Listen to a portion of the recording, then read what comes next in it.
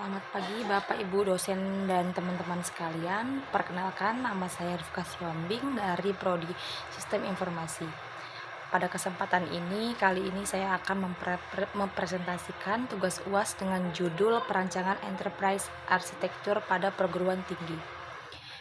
Enterprise Arsitektur atau EA merupakan suatu rancangan yang digunakan untuk menyelaraskan proses bisnis, data, aplikasi, dan teknologi agar seluruh sistem organisasi dapat bekerja secara terintegrasi dan lebih efisien. Selanjutnya, pada slide ini saya akan menjelaskan mengenai proses bisnis yang ada di perguruan tinggi. Proses bisnis utama dimulai dari penerimaan mahasiswa baru, kemudian registrasi, proses perkuliahan, pengisian nilai oleh dosen, pembayaran UKT, hingga proses kelulusan atau wisuda. Namun, dalam pelaksanaannya masih terdapat beberapa kendala, seperti data yang masih tersebar di beberapa sistem, proses input data yang dilakukan berulang kali, serta informasi akademik yang belum terintegrasi dengan baik. Oleh karena itu, diperlukan enterprise arsitektur agar semua proses tersebut dapat berjalan lebih efektif dan efisien. Pada slide ini ditampilkan value chain atau rantai nilai perguruan tinggi. Aktivitas utamanya meliputi penerimaan mahasiswa baru, registrasi, kegiatan perkuliahan, penilaian, dan wisuda. Sedangkan aktivitas pendukung terdiri dari bagian keuangan, sumber daya manusia, teknologi informasi, administrasi, serta sarana dan prasarana. Semua aktivitas tersebut saling mendukung agar pelayanan kepada mahasiswa dapat berjalan dengan baik.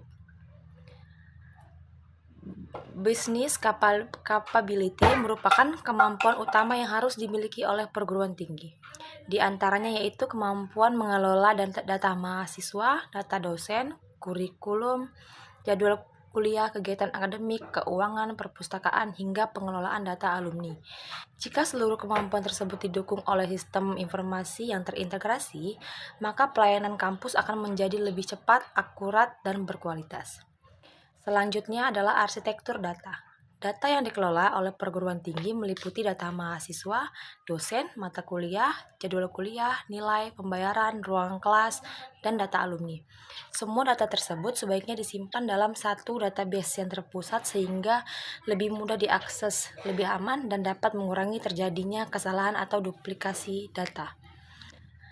Pada bagian ini terdapat beberapa aplikasi yang saling terintegrasi, misalnya aplikasi penerimaan mahasiswa baru, sistem informasi akademik atau SIAKAD, sistem keuangan, e-learning, perpustakaan digital, sistem presensi, dan dashboard untuk pimpinan.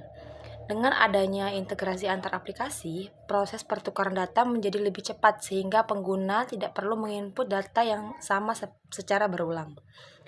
Arsitektur teknologi menjelaskan infrastruktur yang digunakan untuk menjalankan seluruh sistem. Komponen utamanya meliputi server, database, jaringan internet, cloud backup, firewall, komputer, dan perangkat mobile. Teknologi ini bertujuan untuk menjaga keamanan data, meningkatkan kecepatan akses sistem, serta memastikan sistem tetap berjalan dengan baik. Berdasarkan hasil analisis, saya memberikan beberapa rekomendasi. Pertama, mengintegrasikan seluruh aplikasi kampus ke dalam satu sistem. Kedua, menerapkan single sign-on sehingga pengguna cukup menggunakan satu akun untuk mengakses semua layanan.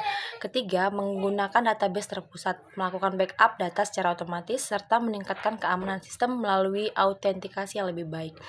Dengan penerapan enterprise arsitektur ini, diharapkan pelayanan akademik menjadi lebih cepat, efisien, dan akurat. Sebagai kesimpulan, enterprise arsitektur merupakan solusi yang tepat untuk mengintegrasikan proses bisnis, data, aplikasi, dan teknologi dalam perguruan tinggi. Melalui penerapan enterprise arsitektur, kualitas pelayanan dapat meningkat, pengelolaan data menjadi lebih baik, serta pengambilan keputusan oleh pimpinan menjadi lebih mudah karena didukung oleh informasi yang akurat. Demikian presentasi yang dapat saya sampaikan mengenai perancangan enterprise arsitektur pada perguruan tinggi. Terima kasih atas perhatian Bapak, Ibu dosen, dan teman-teman sekalian. Apabila terdapat kekurangan dan penyampaian saya mohon maaf. Saya siap menerima kritik, saran, maupun pertanyaan. Terima kasih, selamat pagi.